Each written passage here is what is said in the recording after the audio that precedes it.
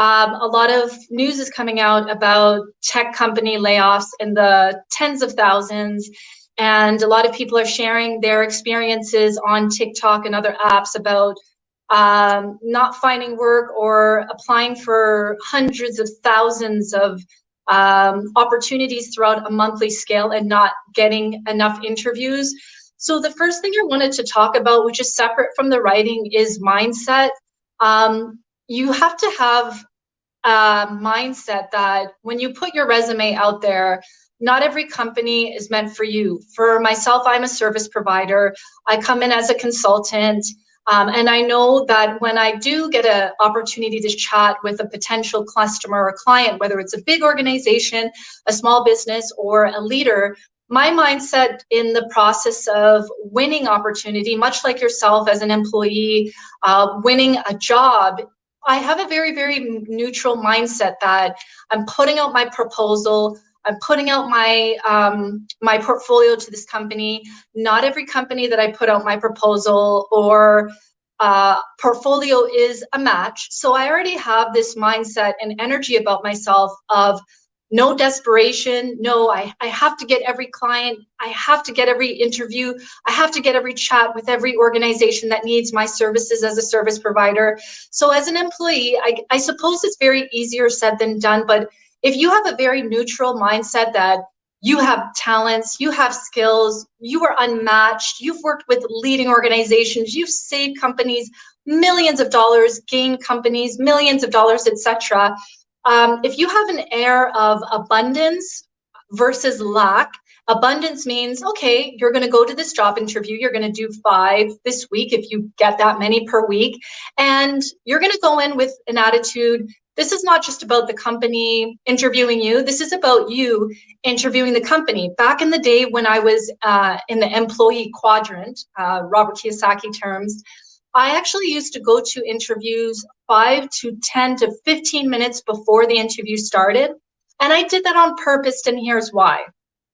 When I would go to interviews earlier than was scheduled, I had an opportunity to sit in the lobby or sit in the hallway of the building, and I would look at employees. Did they look happy? Did they look stressed?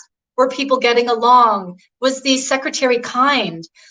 These are the things that you have to look out for when you do get that in-person interview, or whatever the case may be, with no judgment. You're just there to do the interview. You show up 5 or 10 or 15 minutes early. If it's in person, you're checking to see if the people in the building look happy. Are they talking together? Are there people there that look like you? Does the energy feel negative? Does it feel stifled? Do you really need to be there? Because when you're out there in these days and times and you have an air about you of lack mindset, that you need this job, you need this interview to work out. Trust me, ladies and gentlemen, recruiters and HR representatives, they can feel that off of you the moment they walk in the room. And I can just say for myself as a service provider, the opportunities that I always won was when I had no expectation of winning this opportunity, even though I knew I was overqualified or qualified for it. The mindset I had was, okay, yes, I'm here to chat with the owner, or chat with the CEO, chat with the director, etc. But I'm there to feel the energy and see if this is a toxic environment or not. Because I personally, as a service provider, and hopefully you as an employee, you're not accepting toxic environment job offers from companies that will harm you mentally, emotionally, and maybe spiritually down the line than not. So I just want to talk about, first, mindset is very, very important in these days of times when you're updating your resume and cover letter. It's not just about applying, getting it. You have to pay attention to the company as well. So let's get into the really good stuff. So on your resume, in your job description, and I want to thank a recruiter that I was connected with about a week or 2 ago, but she actually taught me the importance of having highlights on the top of your resume, which is before the name and your address, phone number, etc. And highlights are between, I'd say, 4 to 5 or 6 bullet points that actually are a summary of the job description that you're looking at. The reason why you want to do this highlights is this is going to be separate from your experience. And when we talk about your job description outside of highlights as well, you don't want to have generic sentences such as achieved excellence in being a nurse and helping customers figure out their prescriptions and providing care, dot or period. You want to have a quantitative resume of keywords that are already in the job posting or are related to your actual job that you're applying for. So in a video I recently shared, I talk about quantitative information that you put on your resume, which basically is this in a nutshell. You talk about what you did for the company. You want to add numbers such as how much did you make the company? How much did your work productivity save the company? What process improvement ideas did you help the company grow? Were they able to hire more staff? Were your ideas helpful in able to provide eco-friendly ideas or products and services that help the company establish business with eco-friendly vendors? And how much did those business opportunities total to? So for example, if you're a sales rep and you have your resume set up, you don't just want to talk about, you know, you supported supply chain or you were a sales rep in construction or whatever the case may be. You want to have high level sentences that go such as achieved unmatched excellence as a sales rep in construction, supporting the business development team with 1,000 projects per quarter or per half year or per year as a result, which resulted, or as a result, you can put a sentence to that, or which resulted in $350 million in securing high quality projects for the organization. Now that is a high level sentence because it says who you are, what you do, what you help the company achieve, and the total sum, total hours, total projects that you've helped to support in the process of you being a sales rep. These are the kind of resumes that don't just amaze human resources and recruiters, but it stops them in their tracks because a lot of people are just writing, maybe they know this keyword strategy, but they're not putting how these responsibilities, these tasks supported the company, helped the company grow, helped the company become what it is today, etc. You have to think bigger scale. Even if you're in an intermediate role, think big, because this is what will help the recruiters want to shortlist you for a first, second, third round of interviews. In your cover letter, you want to avoid taking sentences from your resume and putting it in your cover letter. Your cover letter is an opportunity to talk about awards and achievements, projects outside of your regular responsibilities. So let's take, for example, you're a high achiever, much like myself. As a service provider, I go into organizations, they have me provide services for one thing, but because I'm an overachiever, I don't need to be micromanaged, and I have a positive mindset, and I come to interviews with process improvement ideas, even though it's not a part of my role. They actually have me doing providing services with different ministries or different organizations, different departments that they support. So that adds even more into my cover letter or my proposal when I submit it to an organization. So for yourself, your cover letter, it should have keywords that are in the job posting. It should have keywords that are normal and well-known in your industry for what you do. But you want to share a little bit more. This is where you kind of like are a little bit more charismatic in your writing, and you pull the recruiter in or the human resources specialist in to want to learn more about you, which results in an interview invitation.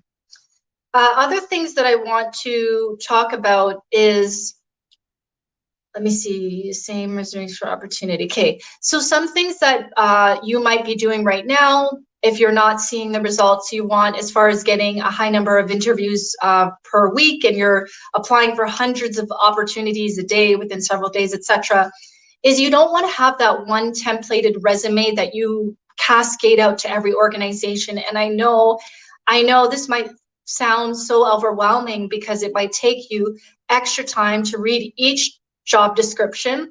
But here's a little bit of advice. As I said earlier in this live stream, not every company is meant for you. Not every job description, even though it looks like it's meant for you, unfortunately, only one company or several companies at a time, where you're in a position where you can kind of negotiate and choose the right one for you. That's just the reality of it. Unless you have a prototype of yourself and you can work at multiple companies at the same time, which is impossible, you can only choose one. So the mindset really is, instead of just massively applying to hundreds, thousands of job opportunities every month, every week, and feeling burnt out at the end of this process, I highly recommend that you pick and choose who you want to submit your resume to. And that when you are submitting your information, maybe you take 5 minutes or several minutes each opportunity to Google the company. Here's some things that I recommend, just even as a service provider. One thing I typically do when I'm about to chat with the company is I Google news, that company, to see if they've had massive layoffs, if they've had any environmental issues, if the CEO stepped down.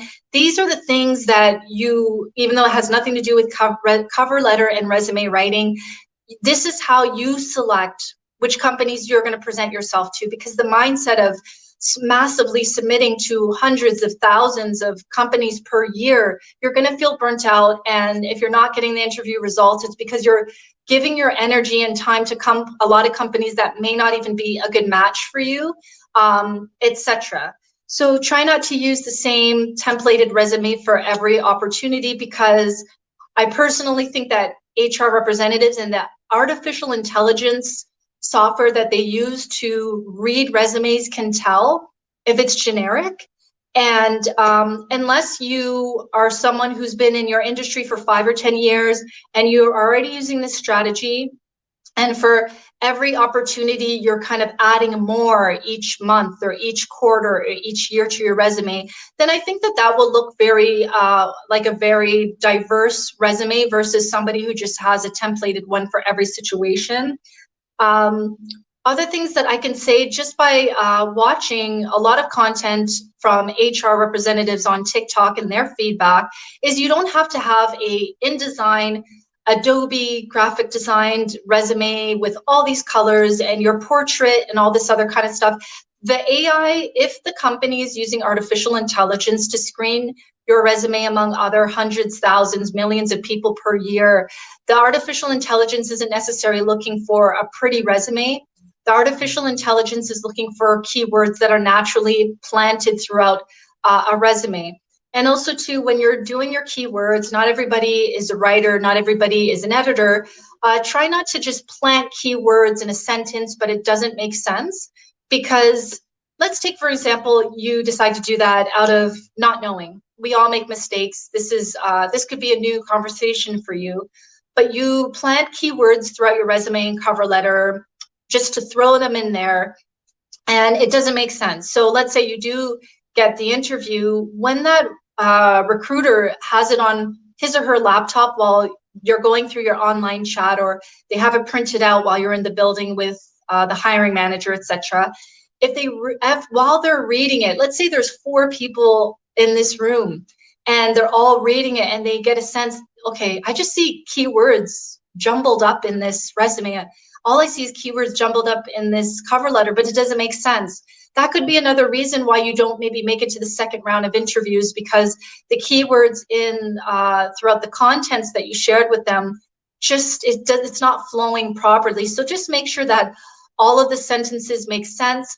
As a writer, what I like to do sometimes is I like to print out documents, I read it, and if I have a little bit of time, I just leave it aside, and then the next morning I take a look at it and to see if there's anything else that I need to change or update, etc.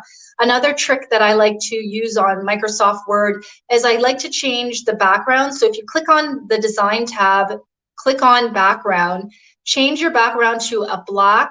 Make sure that obviously the black font that you have stands out. You can change it to a yellow or a deep orange. And that also helps me catch things, helps me realize whether I need to improve my sentences. You can use Grammarly and all these other apps and things like that, AI apps that are coming out. But at the end of the day, if you are using these AI, chat GPT, for example, this is a big conversation on different apps like YouTube and TikTok, and sometimes I see it here on LinkedIn. If you're going to use chat GPT to write your resume and your cover letter, I highly recommend that you are paying attention to what you're writing so that when you go into that interview and they question you about your entire interview, you remember what it is that you wrote, or it's going to look a little off, right? Also, too, if you are in journalism, communications, marketing, some kind of role where you're actually producing content, be careful with ChatGPT when it comes to your resume and cover letter. The reason why I say that is I was going through TikTok 2 weeks ago, I believe, and there was this career coach that was hiring for a resume writer while we're on the topic. And she put that cover letter and resume into an AI software to see if it was used by ChatGPT. And she realized the person used her entire cover letter and most of the content that she submitted through ChatGPT. Actually, the person also copied and pasted each responsibility in the job description, put it in the resume, and the career coach that was hiring realized that the person didn't even edit. She just literally, this person literally copied and pasted the job description into her resume and left it like that. So in the sake of saving time and the sake of feeling burnt out, I get it. I used to be an employee. I was there back in the day doing all this, but because I was a writer, I always ended up getting interviews no matter the economy when I was an employee, because I knew this keyword strategy and I knew that artificial intelligence picks up this stuff. But just make sure that if you're in these roles, communications, marketing, writing, editing, anything that requires you to create a lot of content, that if you're going to use ChatGPT, I cannot tell you whether to use it or not. You're a grown adult, it's up to you. But if you do, just make sure that you edit it to some degree, because there are employers and small business owners and non-for-profits that can, literally buy or download software to confirm if you're using ChatGPT for your contents, and can literally disqualify you, because writing is supposed to be a big part of your role. Creating content is supposed to be a big part of your role. So if they see that you're using it for every piece of content, even your online portfolio, it's normal that somebody's going to say, or they're going to need ChatGPT on the job if this is their day-to-day. So just be mindful when you're using these AI writing apps, etc. Other mindset tips, or other tips, shall I say, for cover letters and resumes is, if you're going to use some of your resume contents and put it on LinkedIn, for example, just be mindful that a recruiter can make the decision to move past your submission if they see that your resume basically looks like your LinkedIn profile, your Upwork.com profile, any other online resume profile. So I know this takes a bit of time, but just update your LinkedIn, your online resumes, if that's going to be included in your portfolio, because again, it will look like you just copied and pasted from your resume and you're just throwing it onto LinkedIn, but there's nothing else that, I'm pretty confident that there are more things that you can add to LinkedIn that have nothing to do with your resume if you want to do a clean slate. But if you want to kind of do a copy and paste, just add something else when it comes to that responsibility. I'm pretty confident that even though your responsibility might be, I don't know, supply chain, or working with technology to improve your supply chain budget, there are different aspects of your actions and responsibilities, or your process improvement ideas that you can add outside of what you already have on your resume. So we're coming close to the 20-minute mark. Just to do a recap, when it comes to job searching, and this is completely up to you, try to work on having a mindset that it's not just about you applying out of a lack mindset, getting the opportunity. This is about you doing some research about the company, not just to wow them in the chat, but this is an opportunity for you to Maybe show up to that in-person interview 5, 10, 15 minutes early. Check to see if it feels stifled, if it feels like a negative environment. Do people look like they want to be there? Is the secretary kind? Do people, are people socializing with each other? Or are people just in silos doing their own thing because they don't want to deal with each other? Pay attention to these things when you're applying. Look at yourself as a brand. Look at yourself as just as valuable as that organization with those benefits and that salary or whatever it is that you're aiming for.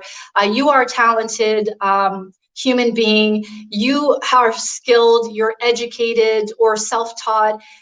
You're just as good as every other applicant. So the mindset of, I'm not out of desperation or out of lack here because I need this. I'm here because I choose to be here. I did a little bit of research on this company and it looks right.